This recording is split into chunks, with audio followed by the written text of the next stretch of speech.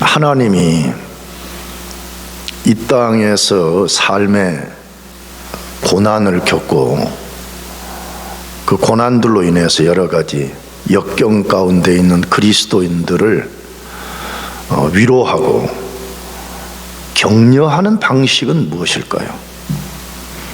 사실 우리가 굉장히 어려움을 겪잖아요. 사실은 인생이라는 자체가 기본적으로 어렵고, 또 특별히 이 세상이라는 한복판을 살아가는 그리스도인들은 그냥 그리스도인인 것 때문에 어려움이 있는 거예요. 그럼 그런 그리스도인들을 하나님이 어떤 방식으로 위로하고 격려하냐는 거예요. 우리가 그걸 사실은 잘 알아야만이 혼란에 빠지지 않게 됩니다. 근데 하나님이 위로하고 격려하는 방식을 우리가 성경을 잘 읽어보면 우리 삶의 문제를 구체적으로 어떻게 해결해 주겠다고 직접 말씀하지 않습니다. 그렇잖아요. 내가 어떤 문제가 있어요. 근데 하나님이 야, 장 목사야, 그 문제 내가 이렇게 해결해 줄 거니까 걱정하지 말고 기다려, 이렇게 말씀하지 않으신다는 거예요. 그럼 하나님이 위로하고 격려하는 방식은 뭐예요? 우리의 정체성이 무엇인가를 자꾸만 이렇게 확인시켜줘요. 나가서 우리가 장차받을 하늘의 기업이 무엇인지를 알게 하는 방식을 통해서 한다는 거예요. 이걸 잘 기억해야 돼요. 이걸 잘 기억하지 못하면 솔직히 우리 자신이 삶의 고난받는 거, 역경의 문제 직접 이렇게 말씀해 주기를 우리가 솔직히 원하잖아요. 근데 하나님 그렇게 안 하신다는 거예요. 정확하게는요. 그러니까 우리는 그렇게 안 하신다는데 자꾸 그걸 기대하면서 삶의 고난과 역경을 당하면 혼란에 빠지고 어찌할 바를 모르는 가운데 절망하게 된다, 그 말이에요.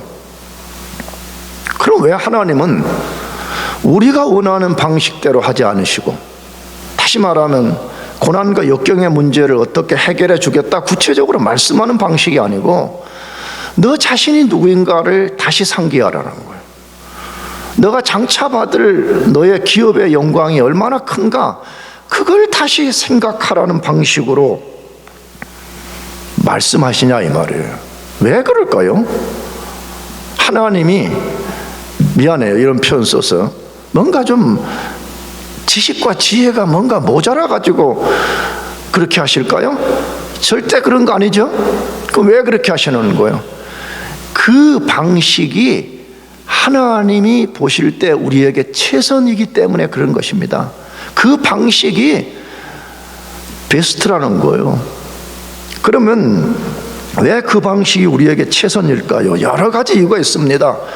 그러나 에베소서의 백그라운드와 관련해서 세 가지를 소개하면, 첫째, 우리가 고난을 통과하면서 온전히 주님께 순종하고 하나님만 의지하게 함으로 우리 자신을 성화시키는 데 목적이 있기 때문에 그런 것입니다. 잘 이 말이 무엇을 말하는지 잘 들어야 돼요. 우리는 기본적으로 고난을 싫어합니다. 그 고난을 좋아하는 사람이 누가 있겠습니까? 그런데 하나님은 예수 그리스도의 피로 구속한 자기 자녀들을 향한 소원이 하나 있어요. 그게 뭐냐 그러면 자신의 아들 예수 그리스도를 진짜 닮아가는 성화입니다. 그렇기 때문에 고난을 제거하지 않아요. 여러분, 우리가 고난을 싫어하지만 분명히 알아야 되는 것은, 하나님은 우리가 예수 진짜 믿으면, 진짜 구원받으면 고난이 없는 무풍지대에 살게 하지 않으신다는 거예요. 여러분들이 경험하고 있잖아요. 여러분들이 예수 믿어 구원받았음에도 불구하고 삶의 고난이 파도처럼 밀려오지 않아요. 하나님은 고난을 제거하는 방식이 아니라 고난을 통과하는 것을 통해서 우리에게 이루시고자 하는 큰 뜻이 있기 때문에 그런 것입니다. 두 번째로는 우리의 구원은 절대로 안전하다는 거예요. 사실 이것만 우리가 잘 이해하고 믿어도요, 우리가 조금 고난은 받아도요, 굉장히 우리가 기쁨과 담대함이 생기는 거예요. 하나님의 내가 자녀다. 근데 나는 하나님의 자녀된 이 이름과 특권을 절대 빼앗기지 않는다. 절대 안전하다. 나 이제 북극에 가도 괜찮다. 남극에 가도 괜찮다. 내가 졸업하고 직장이 없어도 괜찮다. 설령 내가 내일 죽는다 그래도 괜찮다. 왜? 우리의 구원은 절대로 안전하다는 것이에요. 나아가서 우리의 소망은 땅에 있지 않고 하늘에 있다는 것을 알게 함으로써 하늘의 소망을 두게 하는 것 때문에 그런 것입니다. 내가 지난 2-3주 동안 계속 말했어요. 우리 그리스도인들의 지금 치명적 문제가 뭐냐 그러면 너무 땅의 것에 집착하고 자기 개인적인 삶에만 함몰되어 있다는 거예요. 그러니까 시야가 좁아지고 베드로 전서에 말하는 것처럼 원시, 다시 멀리 진짜 장차 받을 소망에 대한 기대를 하지 않고 근시, 자꾸 눈앞에 있는 것밖에만 모르고 그것 때문에 절망하고 그것 때문에 길을 잃어버리는 경우가 너무 많다 그 말이에요. 그리스도의 소망은 땅에 있지 않습니다. 이 목사의 말이 염세주의요, 타계주의요, 비관주의를 말하는 게 아니에요. 하나님이 그렇게 말씀하는 거예요. 사실이잖아요. 그리스도인의 소망이 어떻게 땅에 있습니까? 만약 그렇다면 하나님이 땅의 소망을 가지라고 말씀하셨을 거예요. 성경은 창세기 1장 1절부터 요한계시록 22장까지 단 한 곳도 땅의 소망을 두라는 말씀이 없습니다. 왜냐 그러면 그리스도인의 소망은 땅에 있지 않기 때문에 그런 것입니다. 셋째, 이미 우리가 받은 특권과 장차 받을 기업의 영광이 무엇인지를 알게 된다면 능히 삶의 고난을 이길 수 있기 때문에 그런 것입니다. 뭘 말하는 거죠? 하나님은 항상 더 큰 소망을 통해 가지고 작은 고난을 이기게 하는 방식을 알려줍니다. 바울 사도의 용어를 빌려오면 영광에 중한 것이 환난에 경한 것을 이기게 만들어주는 것입니다. 이게 하나님의 방식이에요. 근데 이 속에 놀라운 블레싱이 있는 거죠. 우리가 아무리 고난을 많이 받아도 장차 우리가 받을 기업의 영광에 비교하면 그 비교가 안 되는 거라는 거예요. 그러니까 우리가 그 큰 것이 무엇인가를 잘 알게 되면 그 영광의 소망 때문에 현재 당하는 삶의 고난을 능히 이길 수가 있다는 거예요. 근데 다시 말하지만 자꾸 우리가 이걸 생각하지 않고 고난에만 너무 함몰이 돼가지고 야, 나 죽는 거 아닌가, 하나님이 나를 사랑하지 않는가, 그러니까 고난을 이기지도 못하고 고난을 통해서 만들어내려고 하는 하나님의 의도가 우리 속에 이루어지지 않는다 그 말이에요.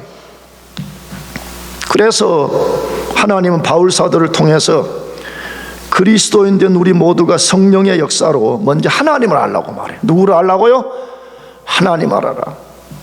나 지난주 금요 대학부 예배하는데 어떤 형제 하나가 기도 제목을 나누는데 자기는 하나님을 아는 것이 너무너무 기도 제목이라고 그래서 내가 농담으로 어떤 말을 좀 하긴 했지만 마음속에는 굉장히 감동을 받았어요. 아, 이게 진짜라면 뭐가 지금 제대로 되고 있는 거구나.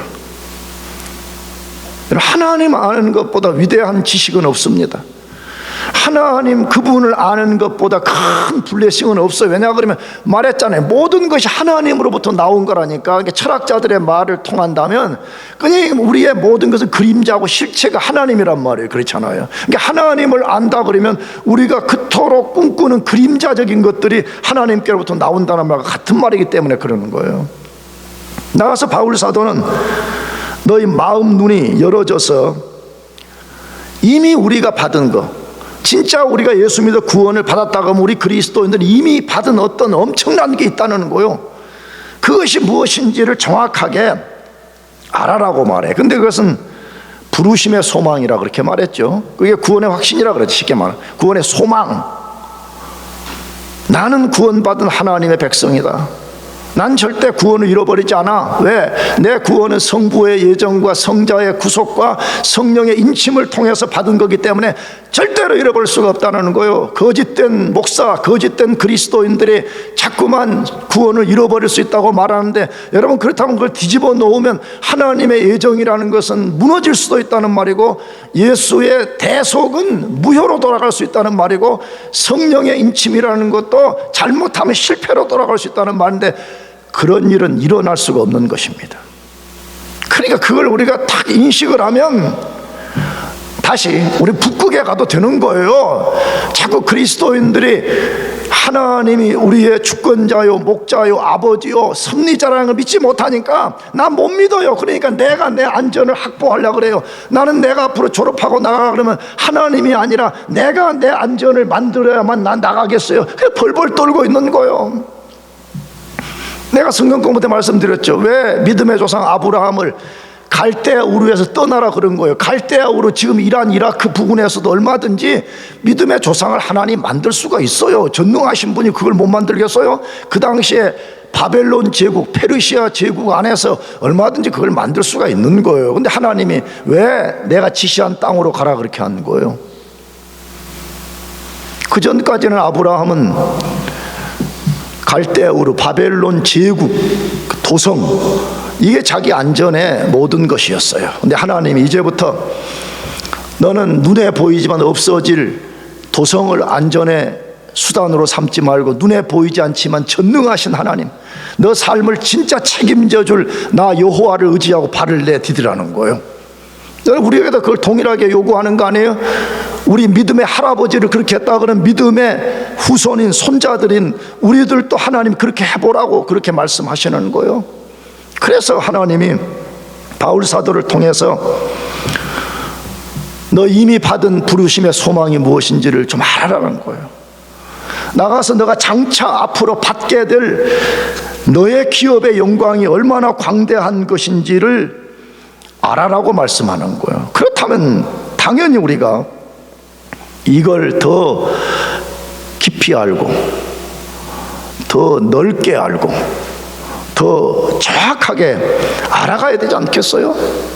왜 그래야 된다고요? 왜 그것을 아는데 사활을 걸어야 된다고요? 다시 말씀드리면 그것을 알 때만이 삶의 모든 시험과 고난을 이기고 하늘의 소망을 두고 살 수 있기 때문에 그렇습니다. 내가 여러분들을 저주하려고 하는 말이 아니에요. 만약 여러분들이 나는 신앙인이요, 나는 그리스도인이라고 말하면서 하늘의 소망을 두지 않고 땅의 소망을 두고 산다 하면 여러분 망하는 사람들이 되는 거예요. 성경은 분명히 말해 우리의 소망은 땅에 있지 아니하고 어디에 있다고 말한다고요? 하늘에 있다고 말한다 이 말이에요. 사실이 절대적 사실인 거예요. 그래서 나는 굉장히 모자라고 미련한 목사이지만 난 절대 땅에 소망 두지 않습니다. 나는 우리 아들들에게 소망도 두지 않습니다. 물론 나 자신에게도 소망을 두고 있지 않는 거죠. 왜? 우리의 소망, 우리의 궁극적인 모든 것이 어디에 있는 것이가 너무나 자명하기 때문에 그런 것입니다.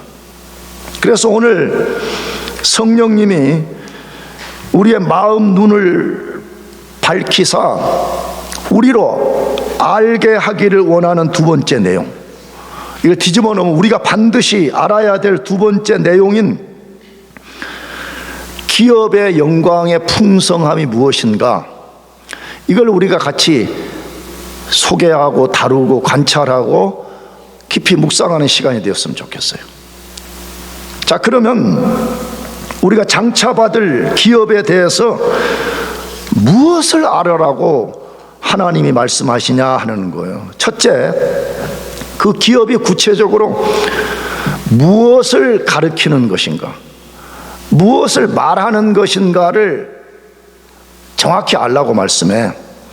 우리가 지금까지 읽어오는 에베소서 1장 안에서 두 종류의 기업이 있음을 소개합니다. 그렇기 때문에 오늘 본문에서 말씀하는 기업이 무엇인지를 정확하게 알아야 됩니다. 왜? 1장 안에 두 종류의 기업을 우리에게 말씀하고 있기 때문이라 그 말이에요. 첫 번째 소개된 기업은 에베소서 1장 11절입니다. 이미 우리가 읽고 다루었습니다. 다시 읽어봅시다. 모든 일을 그 마음의 원대로 역사하시는 자의 뜻을 따라 우리가 애정을 입어 그 안에서 기업이 되었으니 라고 말씀합니다. 여러분, 성경은 하나님 말씀이요 진리요 정확한 것입니다. 그렇기 때문에 우리가 대충 아무렇게나 이해하면 안 되는 거예요.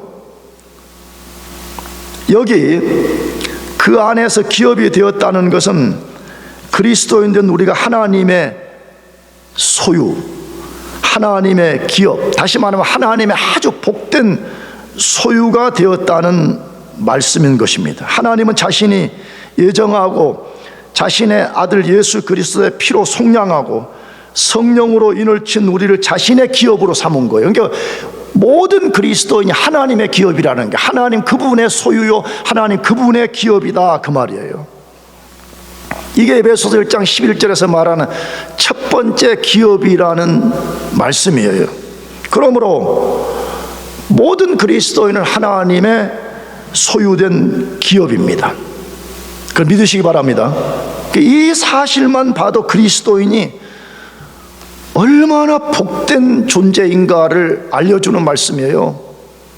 하나님이 온 우주 만물이 하나님의 것인데 특별히 성경에 뭐라고 말하냐고, 내 아들 예수의 피로 구속하고 성령으로 인친 너희들이 나의 소유라는 게, 나의 진짜 기업, 내 몫이다, 그렇게 말씀하는 것이에요. 그러므로 그리스도인들이 자신의 정체성이 무엇인가를 진짜 알게 되면요, 그냥 감사한 거예요. 그 자체가 꼭 뭐 신학자들의 말을 인용해 오지 않아도 내 그리스도인 된 그 자체로 견딜 수 없는 감사가 생기는 거예요. 조금 뭐 돈이 없어도 뭐 큰 목회를 하든 작은 목회를 하든, 뭐 여자친구가 있든 없든, 뭐 남자친구가 있든 없든, 여러분 그런 것이 우리 전부를 지배하지 못하는 거예요. 내가 하나님의 소유라는 거예요. 하나님의 소유. 나가서 이 속에 뭐가 있어요? 다시 우리 구원이 얼마나 안전하냐는 거예요. 내가 하나님의 소유, 내가 뒤에서도 말씀드리겠지만 여기 내 손수건이 있으니까 내 소유야. 여러분, 우리 자기 소유 아무리 작은 거 어떻게 소중히 여기잖아요. 그렇잖아요. 잊어버릴까 봐, 혹시 누가 훔쳐갈까 봐서 떨어져서 찢어질까, 깨어질까, 더럽혀질까, 우리가 얼마나 자기 소유를 소중히 여기냐 이 말이에요. 우리는 바울 사도의 표현처럼 말로 다 표현할 수 없는 복을 이미 받은 사람들이, 이미 받은 사람들. 그러니까 하나님이 바울 사도를 통해 제발 너희 눈이 좀 열어져라, 자꾸 그 물리적 눈만 갖고 자꾸 하지 말고 본질을 꿰뚫어 보는 너희 마음의 눈, 이지의 진짜 영혼의 깨닫는 이 기능들이 확 좀 새로워져서 너희들이 얼마나 큰 블레싱을 하나님께 받은 것인가를 알아라, 그렇게 말하는 것이. 이걸 모르니까 젊은이들이 말도 되지 않는 무슨 아메리칸 드림. 여러분, 그리스도인들에게 아메리칸 드림이라는 게 어디에 있어요? 이상하게 여자 꽁무니나 따라다니고 이상하게 남자 꽁무니나 따라다니려고 그러고 썩어질 세상 영향을 확 받아가지고 거기서 허우적거리고 거기서 벗어나지 못하는, 불쌍하기 짝이 없는 거잖아요. 두 번째 소개된 기업은 오늘 본문인 에베소서 1장 18절 하반절에 있는 말씀이죠. 성도 안에서 그 기업의 영광의 풍성이 무엇이며 라고 말씀합니다. 아주 분명합니다. 앞에 것과 뒤에 것의 차이가 무엇인가를 분명하는데, 방금 읽은 이 말씀, 그 기업의 영광의 풍성은 앞에 소개한 기업과 분명히 다른 것입니다. 그러면 이 기업은 무엇을 말씀하는 것일까요? 하나님이 모든 그리스도인을 위해서 예비해 두신 하늘의 기업입니다. 모든 그리스도인이 함께 받을 하늘의 기업입니다. 그것은 장차 모든 그리스도인이 하나님으로부터 받을 천국, 새하늘과 새 땅, 완성될 하나님 나라를 가리키는 것입니다. 그럼 왜 이것을 기업이라고 표현했냐? 우리가 앞으로 받을 천국을 기업이라 그랬냐 이 말이에요. 구약 용어를 가져온 거죠. 하나님이 이스라엘 백성을 출애굽시킨 후에 그들에게 기업을 약속했죠. 야, 너희들은 앞으로 요단강을 건너서 젖과 꿀이 흐르는 그 땅이 너희들의 기업이야. 그림자를 보여준 거죠, 우리에게. 마찬가지로 예수의 피로 구원받은 너희들에게는 진짜 기업이 있다는 거예요. 이스라엘 백성이 땅을 기업으로 받은 것처럼 너희들도 앞으로 장차 천국을 기업으로 받을 것이다. 그렇게 말씀하는 거예요. 그러니까 성경을 잘 보세요. 하나님이 우리 위로하는 방식이 난 아파트 몇 채 주겠다 뭐 이런 식으로 말하잖아요. 성경 어느 거 찾아봐도요. 우리는 그걸 원한단 말이에요. 하나님 나 졸업하면 뭐 아파트 10억짜리 하나 받을 수 있어요 없어요? 예를 들면 그런 식이란 말이에요. 근데 하나님은 한 번도 그렇게 말씀한 적이 없어요. 너희들의 기업은 땅에 있지 않다는 거예요. 너희들이 땅에 살면서 어떤 필요가 있다면 내가 그걸 채워주겠지만 그러나 너희들의 궁극적 소망은 땅에 있지 않다는 거예요. 그래서 하나님이 너희들의 기업은 하늘에 있다. 너희들의 기업은 하늘에 있어. 새하늘과 새 땅에 있어. 예수 그리스도가 재림 때 가져올 완성될 하나님 나라에 있어 라고 우리들에게 말씀해 주시는 거예요. 모든 그리스도인은 구원을 받는 순간부터 하나님이 소중히 여기는 그분의 소유가 된 기업이 틀림없습니다. 그렇기 때문에 말씀드렸잖아요. 우리가 하찮은, 하나님 관점에서 하찮은 소유도 우리가 얼마나 소중히 여겨요. 그렇잖아요. 얼마나 소중해요 우리가. 그러면 상상을 해보자고. 하나님이 자신의 아들의 피를 통해서 자신의 소유 삼은 우리를 얼마나 사랑하실까요? 내가 지난주도 그런 이야기 했지만 이해하고 들어줬어요. 내가 우리 그 아들 가족들하고 여행을 갔는데 그 손주가 하나 생겼어요. 그래서 주변에서 야 손주가 뭐 얼마나 예쁘냐 그러는데 나는 이렇게 말해. 그 손주라는 거는요, 뭐 예쁘냐, 잘생겼냐, 뭐 그런 차원의 문제가 아니라는 거예요. 그냥 손주라는 자체가 그냥 나를 흥분시키는 거예요. 그래서 나 지지난주 한 주 가가지고, 아이고, 이놈들이 뭐, 아빠 뭐 같이 놀러 가요. 그래서 처음에는, 이놈들이 아빠를 좀 배려하는가 보다. 그래서 갔는데 나중에 보니까 손주 보게 하는 거야. 물론 걔들이 그렇게 한 건 절대 아니었어. 사실이에요. 절대 아니고 그들이 말했어요. 아빠, 우리 며느리가 아버님, 이 아이가 이제 2살 때가 가장 이쁜 것 같으니까 이때 좀 많이 같이 누리고 크는 걸 보세요. 그렇게 했는데 내용은 가보니까 내가 5일 동안 애기 본 거야. 그리고 막 그 바닷가에 오면 또 내가 씻기고 또 모래 묻혀오면 내가 씻기고 똥 싸면 내가 씻기고 계속 나는 내가 다 했어. 진짜 과장이야. 내가 5일 내내 걔 샤워 다 시키고 내가 다 했단 말이야.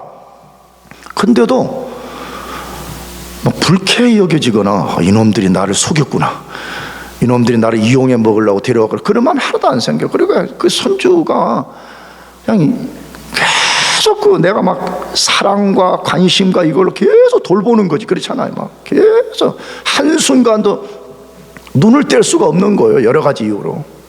내가 그걸 보면서 나 자신을 보면서 그걸 느꼈어. 내가 이 손주를 이렇게 내가 돌보고 사랑하는데 하나님은 도대체 우리를 어떤 눈으로 바라보실까?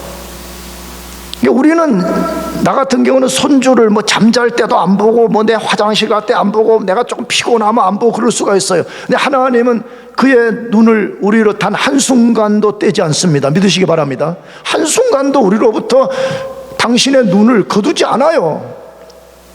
성경이 말하자 그는 졸지도 않고 주무시지도 않는다. 우리는 졸고 우리는 잘 수가 있잖아요. 하나님은 잠이 필요 없는 분이에요. 전지전능하셔가지고 우리를 24시간 내내 주목하고요, 큰 사랑을 부어주시고요, 돌봐주시고요, 필요가 있다면 공급해 주시는 그런 분인 것입니다.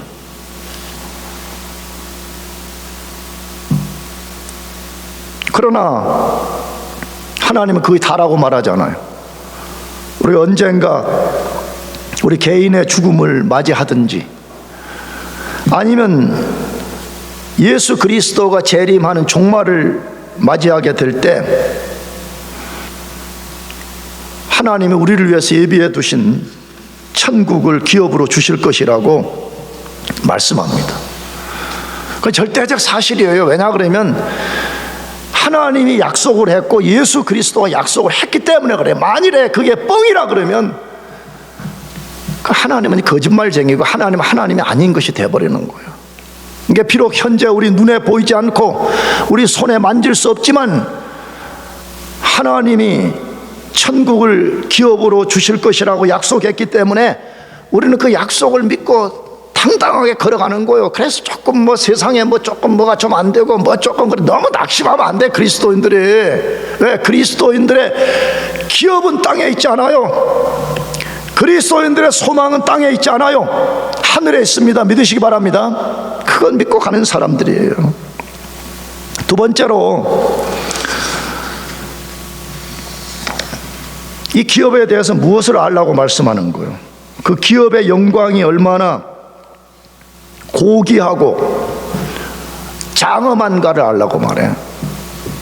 그게 그래서 눈을 열어서 제발 좀 그걸 알라고 우리에게 말하는 거예요. 야, 너 장차 내가 너에게 기업을 줄 건데 도대체 그 기업이 얼마만큼 영광이 풍성한가를 좀 알아라는 거예요. 다시 말해 영광이 얼마나 광대하고 얼마나 중요한 것인지를 알라고 말씀하는 것이에요. 진짜 그랬으면 좋겠어요. 나도. 여러분 어떻게 생각하고 있어요? 그냥 하나님 믿는 거는 천국 기업 그런 거는 관심도 없고 그냥 내 여기서 공부 좀 잘하고 좋은 직장 얻고 부자 되고 그런 것에 혹시 관심은 없어요?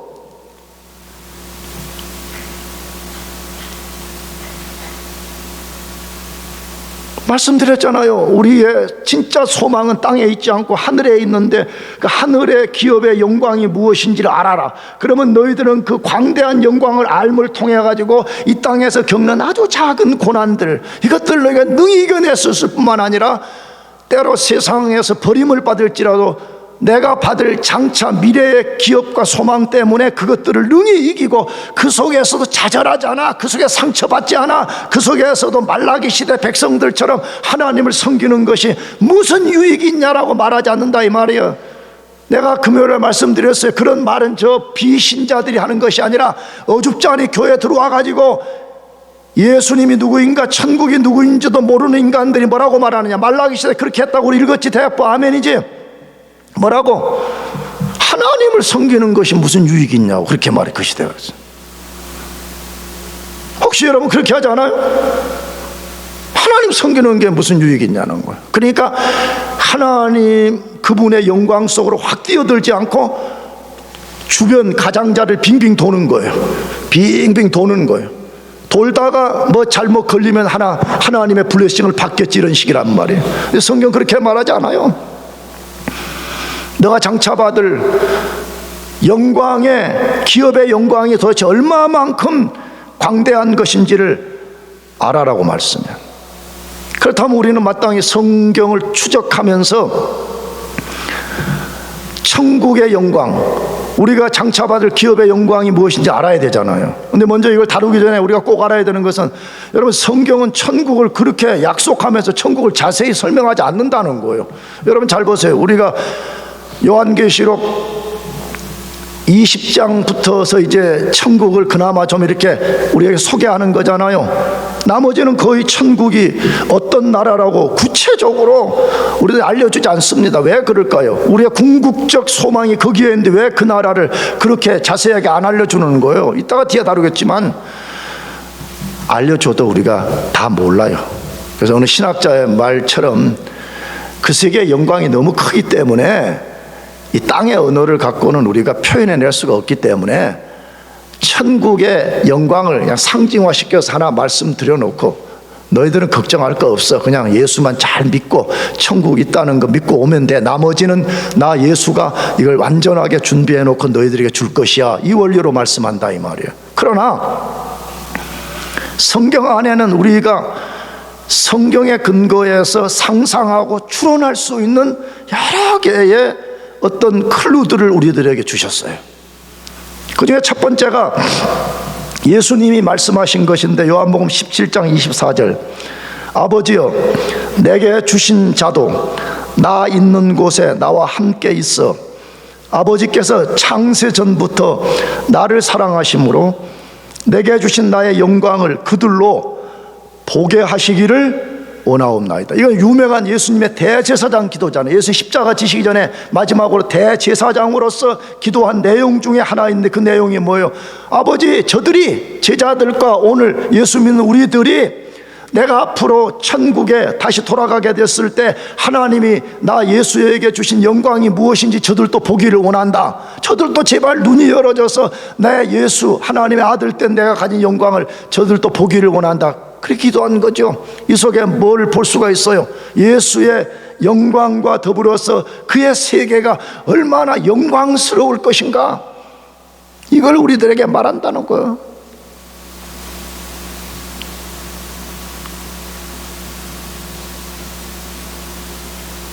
하나님의 영광이 무엇인지를 아무것도 모른다 그러면 우리는 불행한 사람이에요. 내가 말씀드렸죠. 하나님의 속성의 본질은 사랑, 거룩, 그것보다 더 큰 것이 영광이라고. 그분이 얼마나 광대한 영광 속에 존재하시는가, 우리가 그걸 조금이라도 좀 보면 좋지 않겠어요? 나는 꿈이 그겁니다.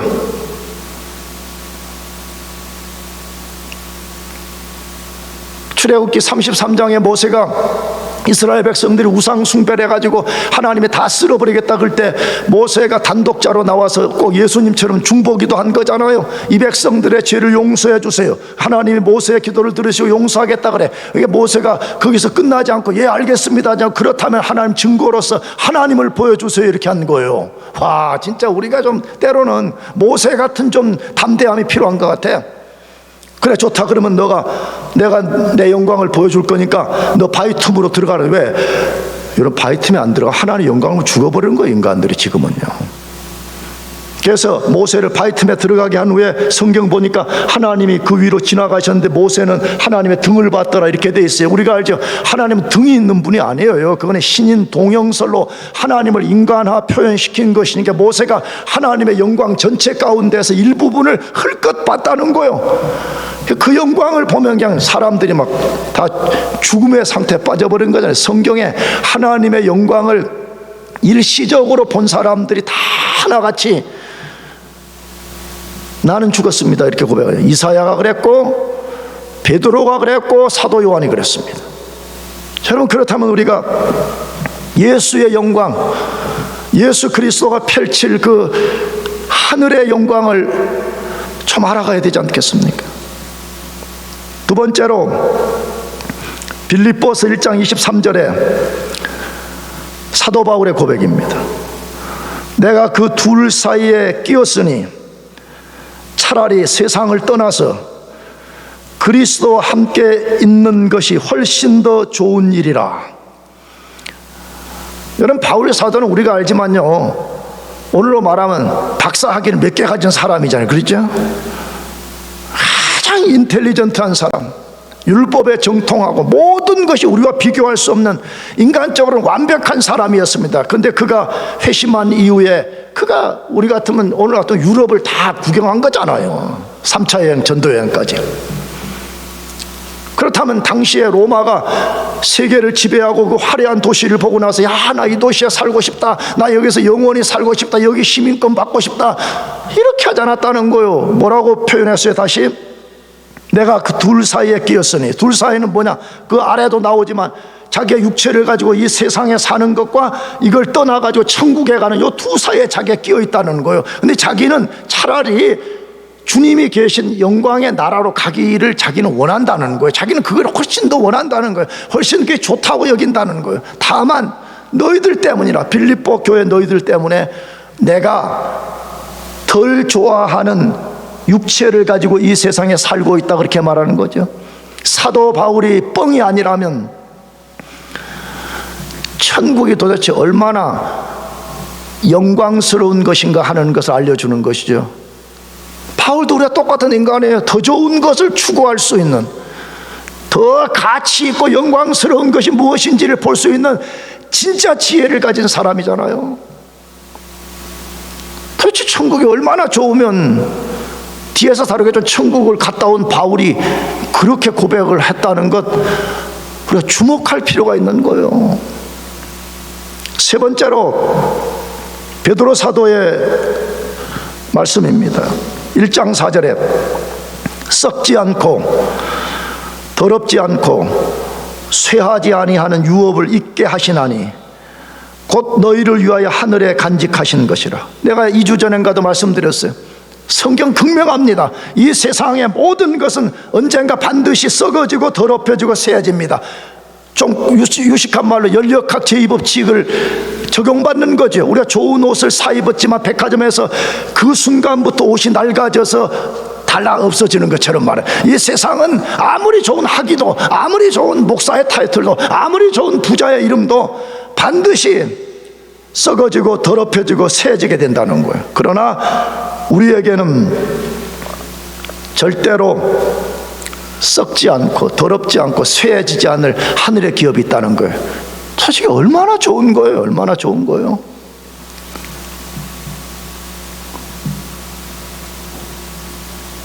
근데 어떻게 우리가 성부의 예정과 성자의 대속과 성령의 인침을 받았다고 말하면서도 썩어질 것, 더럽혀질 것, 쇠하는 것에만 함몰해서 살아야 되냔 말이에요. 여러분, 그런 사람이 가장 바보 같은 사람 아니에요? 그런 사람이 대차대조를 할 줄 모르는 거지. 천평저울로 하면 두 개를 딱 올려놓고 어떤 쪽이 더 무거운 쪽으로 기울이는가를 전혀 이해하지 못하는 사람이 하는 거 아니겠어요? 네 번째, 바울이 천국을 다녀온 후에 기록한 고린도후서 12장 4절, 그가 낙원으로 이끌려가서 말로 표현할 수 없는 말을 들었으니 사람이 가히 이르지 못할 말이로다. 바울이 고린도서를 쓰기 13년 전에 자기가 몸 안에 있었는지 몸 밖에 있었는지 모르지만 하나님의 역사로 천국을 갔다 온 거죠. 13년 동안 이야기 안 했어. 사람들에게 막 갔다 와도 자랑도 안 했어. 하도 고린도 교인들이 교만해가지고 눈꽃만큼한 영적 경험들 갖고 막 자랑을 하니까 내가 부득불 내가 자랑하게. 근데 그걸 제일 처음에는 제 3자 이야기를 써요. 내가 한 사람을 안다. 나중에 보면 자기거든요. 내가 한 사람을 아는데 그 사람이 삼천층에 갔다 왔다는 거예요. 근데 갔다 와가지고 바울이 뭐라고 고백해요? 다시 그가 낙원으로 이끌려가서 말로 표현할 수 없는 말을 들었으니 사람이 가히 이르지 못할 말이로다. 여기 우리 성경은 가히 이르지 못할 말이로다 그래. 다시 말해 인간의 언어로는 도저히 그 세계를 표현할 수 없다 그 말이에요. 근데 요 가히 이르지 못한다는 이 말의 헬라어 원래 번역은 정확히 이렇게 해야 돼요. 인간의 말로 표현하는 것은 합법적이지 않다. 어떤 언어로도 불가능하다는 거예요. 사실이에요. 만일에 천국이 우리 인간 이성과 인간 언어로 다 표현할 수 있는 나라라면 사실 별로 그 나라는 내가 보기에 그렇게 큰 기대할 게 없어요. 성경은 말해 장차 우리가 받을 이 천국이라는 나라는 바울 표현대로도 그렇게 하지만 다른 성경을 보면 인간 언어로 이게 불가능한 거예요. 표현 자체가. 왜? 존재 방식이 다르고 존재가 지금과는 완전히 다른 것이기 때문에 그런 거잖아요. 아까 말했잖아요. 우리 세상은 썩고 더럽혀지고 쇠해지는 연력학 제2법칙에 영향을 받는 세상인데 천국은 그런 나라가 아니기 때문에 절대 이 현재의 상태를 갖고는 이 세계를 우리가 표현해낼 수가 없는 세계라고 말해요. 그러니까 도대체 얼마만큼 영광이 충만한 세상인가 이걸 말하는 거예요. 근데 우리를 그걸 기업으로 준다고 지금 너희들에게 기업이 그거다라고 말하는데 하나님 나는 그거 관심 없어요. 나는 그런 거는 관심 없고 썩어지고 더럽혀지고 쇠해지는데 여기에만 내가 관심 있습니다. 그런 사람들 할 수 없는 거예요. 그거는 무슨 뭐 억지로 뭐 하라고 된다고 되는 게 아니니까. 그리스도인들이 베드로 사도 말씀처럼 자꾸 우리가 근시 여기 가까운 데만 자꾸 보려 하지 말고 뭐 원시 좀 빨리 좀 눈을 좀 들어서 보라 그렇게 말하는 거잖아요. 마지막 요한계시록 21장과 22장에 소개된 천국입니다. 내가 요한계시록 강의 때 성경 공부 때 말씀드렸어요. 왜 천국을 이렇게 짧은 2장에다가 압축을 시켜놨으며 심지어 그 천국을 자세히 들여다보면 또 정확하게 뭐 설계도가 있는 것도 아니고 막 그래 뭐 파노라마처럼 우리가 좀 정확히 이해할 수는 그렇게 되어 있지 않아. 딱 이렇게 돼 있어. 천국에 존재할 수 없는 것과 존재하는 것, 제일 먼저 이걸 다루어. 근데 그걸 잘 묵상해 봐도요, 그 속에 놀라운 비밀이 들어있어요. 존재할 수 없는 것과 존재하는 것이 무엇인가. 나가서 그 나라를 황금 보석으로 소개해버렸어요. 여러분, 천국은 진짜 황금 보석이 아니에요. 나는 그렇게 황금 보석으로 됐다고 믿지 않아요. 물론 황금 보석도 분명히 있을 것입니다. 그럼 왜 천국을 전부 다 황금과 보석으로 이걸 표현했냐 이거예요. 천국을 인간의 언어로 완벽하게 묘사할 수가 없기 때문에 땅에서 사람들이 가장 좋아하는, 이 성경이 쓰여질 당시에 가장 사람들이 좋아했던 황금과 보석을 통해서 천국의 고귀함과 영광과 광대함을 우리들에게 알려주는 거예요. 그러니까 모르긴 해도 우리가 천국에 들어가면 아마 입이 다 이렇게 막 벌려져. 와 이럴 거야. 막 입이 막, 와, 천국이 이런 세상이란 말인가.